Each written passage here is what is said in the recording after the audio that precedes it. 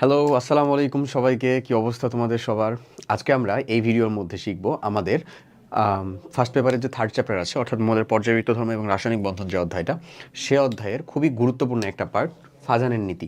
তো গুরুত্বটা আসলে খুব ভালো মতনই জানো তোমরা। আমাদের অ্যাডমিশনের কথা বলো বা এইচএসসি লাইফের কথা বলো, একাডেমিক লাইফের কথা বলো, এমসিকিউ থেকে সিকিউ এর বা কোথাও কোথাও খ নাম্বার অনুধাবন কোশ্চিন অনেক পরিমাণে এটার মানে প্রাচুর্যতা আছে, অনেক বেশি আসে। চলো খুব সুন্দরভাবে আমরা এই জাস্ট স্পেসিফিক টপিকটা বুঝে নিই। আমি দেখো এখানে অলরেডি দুইটা কি বলবো যে দুইটা কনসেপ্ট লিখে রাখছি, একটা হচ্ছে পোলারায়ন আর একটা হচ্ছে পোলারিটি। তো দুইটা জিনিস আসলে কি, আমরা যদি এটার বেসিসটা বুঝতে পারি তাহলে ফাজানের নীতি বোঝাটা আমাদের জন্য আরও বেশি সহজ হবে। পোলারায়ন যে জিনিসটা, সেটাকে নির্ণয় করার জন্যই মেনলি ফাজানের নীতি লাগে। এবং পোলারায়ন জিনিসটা হচ্ছে আয়নিক যৌগের সমযোজী বৈশিষ্ট্য। মানে আমাদের যে আয়নিক যৌগগুলো রয়েছে সেগুলো কোনোটাই 100% আয়নিক হয় না। আয়নিক যৌগে সমযোজী বৈশিষ্ট্য, সমযোজী বৈশিষ্ট্য। ঠিক একই রকমভাবে যদি এটা উল্টো হয়, অর্থাৎ সমযোজী যৌগে যদি আয়নিক বৈশিষ্ট্য হয়, সেটাকে আমরা বলি হচ্ছে পোলারিটি। সমযোজী যৌগে আয়নিক বৈশিষ্ট্য যদি হয়, আয়নিক বৈশিষ্ট্য, তাহলে সেটাকে আমরা বলবো হচ্ছে পোলারিটি। আয়নিক বৈশিষ্ট্য হলে সেটাকে কি বলবো বলো ভাই? পোলারিটি বলবো। তা আমরা পোলারিটিটা নির্ণয় করি মেইনলি যেটা দিয়ে, ওটা আলাদা একটা কনসেপ্ট, তো আমি খালি ওটা বলে দিই। ওটা আমরা নির্ণয় করি হচ্ছে তড়িৎ ঋণাত্মকতার পার্থক্য দিয়ে, ইলেকট্রন নেগেটিভিটি বা তড়িৎ ঋণাত্মকতার পার্থক্য দিয়ে এটার উপর ভিত্তি করে কি নির্ণয় করা হয়? এই পোলারিটি নির্ণয় করা হয়। আর আমাদের পোলারায়ন নির্ণয় করার জন্য যেটা দরকার সেটা হচ্ছে আমাদের এই ফাজানের নীতিটা দরকার। এই হচ্ছে ওভারঅল এখানকার প্রিলিমিনারি একটা কনসেপ্ট। এখন পোলারায়ন জিনিসটা হচ্ছে আয়নিক যৌগের সমযোজী বৈশিষ্ট্য। এখানে ঠিক কতটুকু পরিমাণ সমযোজী এটা কখনোই নির্ণয় করা যায় না, মানে কোনো কোয়ান্টিটিভ অ্যানালাইসিস করা যায় না। এটা আসলে কোয়ালিটেটিভ অ্যানালাইসিস, বা এর থেকে এ বেশি সমযোজী বা এর থেকে এর এই গুণাবলীটা কম বেশি হবে, এই অ্যানালাইসিস করা যায়, মানে তুলনা করা যায় সবসময়। ওকে, তার মানে এই যে অ্যানালাইসিস প্রসেসটা, এটা হচ্ছে একটা গুণগত বিশ্লেষণ, এটা কোনো পরিমাণগত না, মানে কোয়ান্টিটিভ না, এটা হচ্ছে কোয়ালিটেটিভ। ক্লিয়ার? ওকে, সো ফাজানের নীতিটা কি বলতেছে? ফাজানের নীতিটা যেটা বলতেছে তার থেকে বেশি আগে যেটা আমাদের জানা দরকার সেটা হলো, আমরা জানি আয়নিক মানে আমাদের কিন্তু আসলে ওদের বৈশিষ্ট্যগুলা শেখা বেশি জরুরি। বৈশিষ্ট্যগুলা যে কোনটা কি, কেমন তেমন হ্যান ত্যান এরকম। তো আমরা প্রথমে হচ্ছে ওই জায়গার ভিতরে নিয়ে চলে যাব। কোন জায়গার ভিতরে? ওই বৈশিষ্ট্যগুলা কম বেশি। বলো তো ভাই, আমাদের যে আয়নিক যৌগ এবং যে সমযোজী যৌগ, কার দ্রাব্যতা বেশি? দ্রাব্যতা বললে তুমি ধরে নিবে এটা পানিতে দ্রাব্যতার কথাই বলা হচ্ছে। কার বেশি হবে? অবশ্যই আয়নিক যৌগের, পোলার যৌগের। Like dissolves like. আচ্ছা, আয়নিক যৌগের দ্রাব্যতা বেশি হবে কার তুলনায়? সমযোজী যৌগের তুলনায়। ওকে, ঠিক একই রকমভাবে মানে যেটা বেশি সমযোজী হবে তার দ্রাব্যতা তত কম হবে, ব্যাপারটা এরকম বোঝাচ্ছে। আচ্ছা, ঠিক একই রকমভাবে যেটা যত বেশি সমযোজী হবে তার গলনাঙ্ক স্ফুটনাঙ্কের পরিমাণটা কি হবে? কম হবে। তার ঘাত সহতা, তাপ সহতা কম হবে। তার বিয়োজন তাপের পরিমাণ কম হবে। এই কয়টা বৈশিষ্ট্য আছে না? চলো এগুলোকে সুন্দর মতন একটু লিখে ফেলি। তার মানে আমরা বলতে পারি পোলারায়ন বেশি বা পোলার বেশি, যাই বলো না কেন, পোলারায়ন বেশি মানে তুমি কি বলতে পারো? বেশি, যেটার মানে হচ্ছে আসলে সমযোজী পোলারায়ন বেশি মানে সমযোজী বেশি। সমযোজী বেশি হলে কি কি বৈশিষ্ট্যগুলো থাকবে? সমযোজী বেশি হলে দ্রাব্যতা কম। দ্রাব্যতা কেমন হবে বলো? কম। গলনাঙ্ক স্ফুটনাঙ্ক কেমন হবে বলো? কম। কার তুলনায়? আয়নিকের তুলনায়। গলনাঙ্ক স্ফুটনাঙ্ক সাধারণত স্ফুটনাঙ্ক কম। ওকে, 3 নাম্বারটা হচ্ছে ঘাত সহতা, তাপ সহতা কম। ঘাত সহতা, তাপ সহতা কম।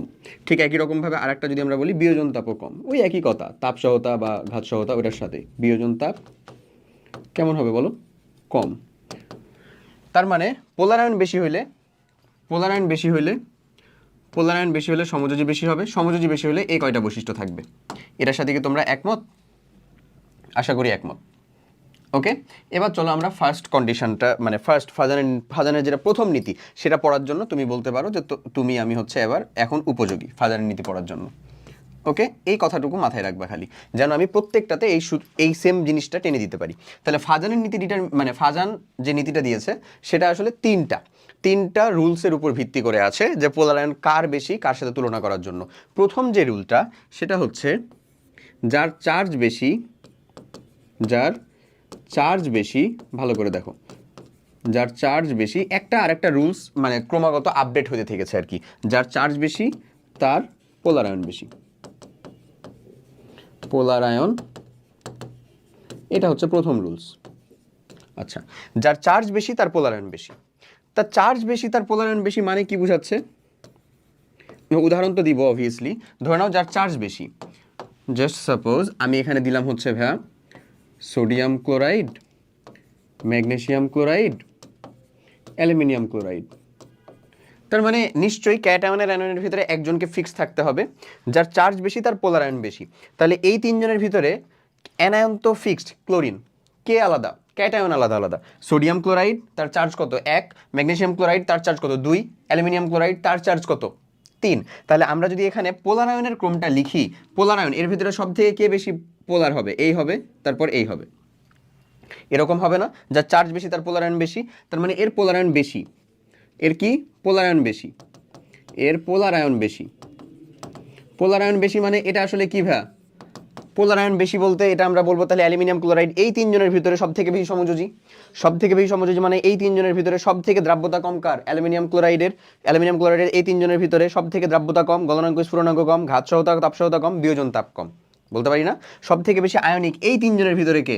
এর হচ্ছে পোলার আয়ন সব থেকে কম, তার মানে হচ্ছে আয়নিক বেশি। বলা যায় কি বলা যায় না বলো? এটা কি ক্লিয়ার? ঠিক একই রকমভাবে তুমি যদি আসলে এটার অ্যানায়নের চার্জটা নিয়ে চিন্তা করো, তাহলে ধরো আমি এখানে লিখলাম sodium nitrate, sodium sulphate, sodium phosphate. ধরো এই তিনজনকে লিখলাম, sodium nitrate, sodium sulphate, sodium phosphate. ক্যাটায়নটা আমার ফিক্সড, অ্যানায়নটা আলাদা আলাদা হচ্ছে এবং যৌগমূলক দিয়ে লিখছি। তো এখানে দেখো একটা এখানে চার্জ হচ্ছে 1, এখানে চার্জ হচ্ছে ভাই 2, এখানে চার্জ কত? 3। তাহলে যার চার্জ বেশি, চার্জ এগেইন কার বেশি আসলে? যে যার 3 নাম্বার চার্জ এরই বেশি না? তাহলে তারই তো পোলার আয়ন বেশি, তার মানে আবার এর পোলার আয়ন বেশি, তার মানে এই সোডিয়াম ফসফেট এরই সমযোজী বৈশিষ্ট্য বেশি, তার মানে এর আসলে দ্রাব্যতা কম, গলনাঙ্ক স্ফুরণাঙ্ক কম, ঘাত সহতা তাপ সহতা কম, বিয়োজন তাপের পরিমাণও কম। আর এগুলার ভিতরে আয়নিক সব থেকে বেশি কে হবে? এই সোডিয়াম নাইট্রেট হবে। প্রথম কনসেপ্টটা বুঝা গেছে? তাহলে এগুলার তুমি এই যে এই জিনিসটা জানার মাধ্যমে কি করতেছো? খুব সহজেই তুমি তোমার কনসেপ্টটা ধরে ফেলতে পারতেছো, বা তুমি আসলে তার বৈশিষ্ট্যগুলোকে ঠিকই ডিনোট করে দিতে পারছো। বলো, 1 নাম্বার জিনিসটা বুঝে গেছো না? চলো এবার 2 নাম্বার পয়েন্টটা বুঝাই। 1 নাম্বারটা হচ্ছে এরকম, 1 নাম্বার রুল কিন্তু আমাদের ডান, যার চার্জ বেশি তার পোলার আয়ন বেশি। 2 নাম্বার রুলসটা হচ্ছে যদি চার্জ সমান হয়ে যায়, যদি চার্জ সমান হয়ে যায় সেক্ষেত্রে 2 নাম্বার রুলসটা কাজ করে এবং 2 নাম্বার রুলস থেকে সব থেকে বেশি কোয়েশ্চেন আসে। 2 নাম্বার রুলসটা হচ্ছে ক্যাটায়নের ছোট আকার যদি চার্জ সমান হয়ে যায় তাহলে ক্যাটায়ন বা অ্যানায়ন ফিক্স থাকবে ভাই। ক্যাটায়নের ছোট আকার যদি অ্যানায়ন ফিক্স থাকে তাহলে ক্যাটায়নের ছোট আকার, যদি ক্যাটায়ন ফিক্স থাকে তাহলে অ্যানায়নের বড় আকার। অ্যানায়নের বড় আকার হলে অ্যানায়নের বড় আকার হলে পোলার আয়ন বেশি, পোলার আয়ন বেশি। এটা সিম্পল এরকমভাবে মনে রাখবা, ক্যাটায়নের ছোট আকার অ্যানায়নের বড় আকার হলে পোলার আয়ন বেশি। আমি বুঝাচ্ছি, নো প্রবলেম। ক্যাটায়নের ছোট আকার হলেও এটা হবে, অ্যানায়নের বড় আকার হলেও এটা হবে। যে কোনো একজনকে ফিক্স থাকতে হবে অবশ্যই অ্যানায়ন ক্যাটায়নের ভিতরে। চলো প্রথম তুলনাটা যদি আমরা ক্যাটায়নের ছোট আকার দিয়ে চিন্তা করি, তাহলে চলো আমরা হচ্ছে এটা লিখি। আমরা আমাদের উদাহরণে লিখব lithium chloride, sodium chloride, potassium chloride, rubidium chloride. আর লেখার দরকার নেই। এখানে দেখো সবগুলা চার্জ সেম, ক্যাটায়ন অ্যানায়নটাও হচ্ছে সেম ক্লোরিন, আর সবগুলা চার্জ সেম, এক এক করেই চার্জ এক না। যেহেতু চার্জ এক, তার মানে আমরা প্রথম রুলটা দিয়ে আসলে কাজ করতে পারতেছি না, তাহলে আমাদের সেকেন্ড রুলটা যাওয়া লাগবে। সেকেন্ড রুলটার একটা ভাগ আছে, হয় ক্যাটায়ন সেম হবে নাহলে অ্যানায়ন সেম হবে। এখানে অ্যানায়ন সেম, তার মানে ক্যাটায়নের তুলনা করতে হবে আমার। এখানে বলতেছে ক্যাটায়নের ছোট আকার হলে কি? পোলার আয়ন বেশি। পোলার আয়ন বেশি মানে কি? পোলার আয়ন বেশি মানে হচ্ছে এই কয়টা বৈশিষ্ট্য, এই যে দ্রাব্যতা কম, গলনাঙ্ক স্ফুরণাঙ্ক কম, ঘাত সহতা তাপ সহতা কম, বিয়োজন তাপ কম, এই কয়টা বৈশিষ্ট্য। বলো এটা কি বলা যাবে? আশা করি বলা যাবে। ওকে, আচ্ছা। তো এই কয়টার ভিতরে এখন বলছে ক্যাটায়নের ছোট আকার, ক্যাটায়নের ছোট আকার হলে পোলার আয়ন বেশি। আমরা জানি অবশ্যই লিথিয়াম মানে একই গ্রুপের যখন উপর থেকে নিচে যায়, এটা তো উপর থেকে নিচেই যাচ্ছে তাই না, তখন আকার বড় হতে থাকে, তার মানে সব থেকে ছোটকে এই, যে ছোট তার পোলার আয়ন বেশি। এবং আমরা লিস্টটা করতেছিলাম হচ্ছে যার পোলার আয়ন বেশি সেটা দিয়ে, এরকম ভাবে পোলার আয়ন বেশি। ক্লিয়ার? তার মানে এখানে সব থেকে বেশি সমযোজী কে? এই হচ্ছে এদের তুলনায় সব থেকে বেশি সমযোজী, এ হচ্ছে কি সব থেকে বেশি আয়নিক এদের তুলনায়। বলো এই কথাটা কি আমরা লিখতে পারি? লিখতে পারি। ক্লিয়ার? পারা যাবে? সেকেন্ড রুলটা বুঝাই গেছে? আশা করি বুঝাই গেছে। এবার যদি এদের ভিতরে বলে সব থেকে দ্রাব্যতা কার বেশি হবে, যে সব থেকে বেশি আয়নিক তার বেশি হবে, দ্রাব্যতা কার বেশি হবে, তাহলে রুবিডিয়াম ক্লোরাইডের হবে। ঘাতসহতা তাপসহতা কার বেশি হবে, অবশ্যই এর হবে। কার কম হবে, লিথিয়াম ক্লোরাইডের কম হবে। ক্লিয়ার? এবার যদি আসো অ্যানায়নেরটা দিয়ে যদি তুমি তুলনা করো, অ্যানায়নের বড় আকার, অ্যানায়নেরটা দিয়ে তুলনা করো। অ্যানায়নের তুলনাটা খুবই ফেমাস একটা তুলনা, সেটা হচ্ছে ওই যে আমাদের এর তুলনা, সিলভারের হ্যালাইডগুলোর তুলনা। Silver fluoride, silver chloride, silver bromide, silver iodide. দেখো এখানেও চার্জ সেম, তাই প্রথম রুলটা দিয়ে কাজ করা যাবে না। চার্জ সেম হওয়ার পরবর্তীতে এখানে একটা জিনিস ফিক্সড, অ্যানায়ন অথবা ক্যাটায়ন। কে ফিক্সড এখানে? ক্যাটায়নটা ফিক্সড, সিলভার। তাহলে অ্যানায়নের তুলনা করতে হবে আমার। অ্যানায়নের বড় আকার হলে, এই যে এখানে বলা আছে অ্যানায়নের বড় আকার হলে পোলার আয়ন বেশি। যার পোলার আয়ন বেশি তার সমযোজী বৈশিষ্ট্য বেশি, তার আয়নিক বৈশিষ্ট্য কম, তার গলনাঙ্ক স্ফুটনাঙ্ক কম, তার দ্রাব্যতা কম, তার ঘাতসহতা তাপসহতা কম। ক্লিয়ার? তার হচ্ছে বিয়োজন তাপের পরিমাণ কম। ওকে, তো এর ভিতরে এখন বলেছে অ্যানায়নের বড় আকার। আমরা জানি যে ফ্লোরিন, ক্লোরিন, ব্রোমিন, আয়োডিনের ভিতরে সব থেকে বড় কে? এই যে আয়োডাইড। তার মানে এখানে যদি পোলার আয়ন বেশির আমরা কনসেপ্টটা নেই, তাহলে এর বেশি হবে, সব থেকে বেশি পোলার আয়ন, তারপরে এর, তারপরে এর। তার মানে এখানে সব থেকে বেশি আয়নিক কে হবে আসলে বলো তো? এই যে সিলভার ব্রোমাইড সব থেকে আয়নিক, সব থেকে আয়নিক এদের মধ্যে তুলনা করলে। আর সব থেকে বেশি সমযোজী কে হবে? সব থেকে সমযোজী, সব থেকে বেশি সমযোজী আর কি, সব থেকে সমযোজী একই কথা। এবং তোমাকে আরেকটা ইন্টারেস্টিং ইনফরমেশন দিতে চাই, সেটা হচ্ছে সব থেকে বেশি আয়নিক না এই একমাত্র হচ্ছে যেটা সিলভারের হ্যালাইড, যা পানিতে দ্রবীভূত হয়। পানিতে, বাদ বাকি একটাও পানিতে দ্রবীভূত হয় না, দ্রবীভূত হয়, বাকি কেউ আসলে পানিতে দ্রবীভূত হয় না। তাহলে ক্যাটায়নের ছোট আকার, অ্যানোনের বড় আকার, এই ট্রিক্সটাও মাথায় থাকবে আশা করি, এরাও বুঝছো। ওকে, তো এদের ভিতরে যদি বলে যে কার ঘাতসহতা তাপসহতা কম, কার ধাতব ধর্ম হচ্ছে কম, ধাতব ধর্ম বলবো না, কার হচ্ছে যে ধরো আয়নিক ধর্ম হচ্ছে কম, কার আয়নিক ধর্ম কম, এর আয়নিক ধর্ম কম, ঘাতসহতা তাপসহতা কম কার, এর কম, যেহেতু সব থেকে বেশি সমযোজী হয়েছে। কোন রুলস দিয়ে? ফাজনের দ্বিতীয় রুলস দিয়ে। এই যে দ্বিতীয় রুলস, অ্যানায়নের আকারটা দিয়ে তুলনা করতে হতো, ওটা দিয়ে তুলনা করছি। ওকে, আচ্ছা, এরপরে চলে আসো 3। আমরা এতক্ষণ পর্যন্ত যে রুলস কয়টা দেখলাম, 3 নম্বর রুলসটা এখানেই হয়ে যাবে আলোচনা করা। এটা ইজি এবং এখানে খুব বেশি উদাহরণও নাই, সেজন্য দিচ্ছি। ধরো চার্জ যদি আলাদা হয়, তার মানে তো প্রথম রুলসেই কেল্লাফতে হয়ে গেল। চার্জ একই হয়ে গেল, চার্জ একই হয়ে গেলে আকারে চলে যাব। আকারের ক্ষেত্রে ক্যাটায়নের আকারটা ছোট হলে পোলার আয়ন বেশি হয়, অ্যানায়নের আকারটা বড় হলে পোলার আয়ন বেশি হয় আকারের ক্ষেত্রে। ওকে, এখন ধরে নাও চার্জ আর আকার দুইটাই যদি সমান হয়ে যায়, তাহলে কিভাবে যাব? চার্জ আর আকার যদি দুইটাই সমান হয়ে যায়, তাহলে এখানে লিখব চার্জ এবং আকার দুটি সমান হলে যার মধ্যে প্রশস্ত ডি অরবিটাল,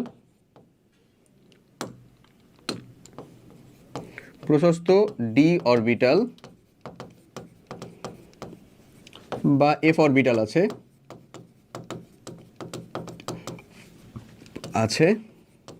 তার পোলার আয়ন বেশি। প্রশস্ত ডি বা প্রশস্ত এফ অরবিটাল যার ভিতরে আছে তার পোলার আয়ন হবে কি ভাই? বেশি। ক্লিয়ার? চার্জ এবং আকার যখন দুইটাই সমান হয়ে যাবে, তখন যার ভিতরে প্রশস্ত ডি অরবিটাল বা এফ অরবিটাল আছে তার হচ্ছে পোলার আয়নটা বেশি হবে। তাহলে এটাই যদি ঘটে, তাহলে আমরা এখন ধরে নাও একটা উদাহরণ দেখাই তোমাকে। সাপোজ সোডিয়াম ক্লোরাইড এবং হচ্ছে আমাদের কিউপ্রাস ক্লোরাইড। এটা আসলে খুব ফেমাস একটা উদাহরণ এই 3 নম্বরের ক্ষেত্রে। যদিও তুমি বুঝতেছোই আসলে যে এর ভিতরে আয়নিক কে বেশি হবে, অবশ্যই সোডিয়াম ক্লোরাইড বেশি আয়নিক হবে, তার মানে পোলার আয়ন বেশি হবে হচ্ছে কিউপ্রাস ক্লোরাইডের। কিন্তু এটার ব্যাখ্যাটা হচ্ছে এইটা। ব্যাখ্যাটা কেমন? এর চার্জ, দুজনেরই চার্জ কত? এক এক করে না, ক্যাটায়ন আর অ্যানায়ন, অ্যানায়ন তো ফিক্সড আছে। ক্যাটায়ন যে সোডিয়াম প্লাস, আর এটা কি কিউ প্লাস না, কপার শুধু প্লাস, এটা তো কপার 2 প্লাস না, তো এটা আসলে সমান হয়। মানে আকারটা প্রায় কাছাকাছি সমান হয়ে যায়। সো আকারটা প্রায় কাছাকাছি সমান হয়ে গেলে যখন আমরা তুলনা করব, চার্জ আর আকার দুটোই সমান হয়ে গেছে, তখন কি দিয়ে তুলনা করব আসলে? প্রশস্ত ডি অরবিটাল যার ভিতরে আছে। এই সোডিয়ামের মধ্যে কি প্রশস্ত ডি অরবিটাল আছে? না, বাট কপারের মধ্যে আছে না ভাইয়া? ঠিকই, 3D, তার মানে আছে। তার মানে যার প্রশস্ত ডি অরবিটাল আছে তার সমযোজী বৈশিষ্ট্য বেশি, তার মানে এর হচ্ছে এটা হচ্ছে বেশি আয়নিক হচ্ছে এটা বেশি, সমযোজী হচ্ছে এটা বেশি। ডান? ক্লিয়ার? আশা করি বুঝছো। তার মানে এই হচ্ছে টোটাল কথাবার্তা। ওকে, সো আলটিমেটলি আমরা যদি আসলে আমাদের আয়নিক যৌগের সমযোজী বৈশিষ্ট্য নির্ণয় করতে চাই, তাহলে অবভিয়াসলি আমাদের ফাজানের রুলসটা বা নিয়মটা ফলো করতে হবে, এবং ফাজানের এই 3টাই হচ্ছে বেসিক নিয়ম। এই তিনটেই হচ্ছে বেসিক নিয়ম। এটার মাধ্যমেই তুমি তোমার অ্যাটলিস্ট 1 মার্ক এইচএসসি প্লাস হচ্ছে অ্যাডমিশন যেটাই বলো না কেন বিভিন্ন জায়গার মধ্যে সিকিউর করে ফেলতে পারো। নিয়মটা ভালো মতন হচ্ছে মাথায় রেখো এবং অবভিয়াসলি এরকম ভিডিও পাওয়ার জন্য চ্যানেলের মধ্যে সাবস্ক্রাইব করবা। সবাই অনেক ভালো থাকো। আল্লাহ হাফেজ। আসসালামু আলাইকুম।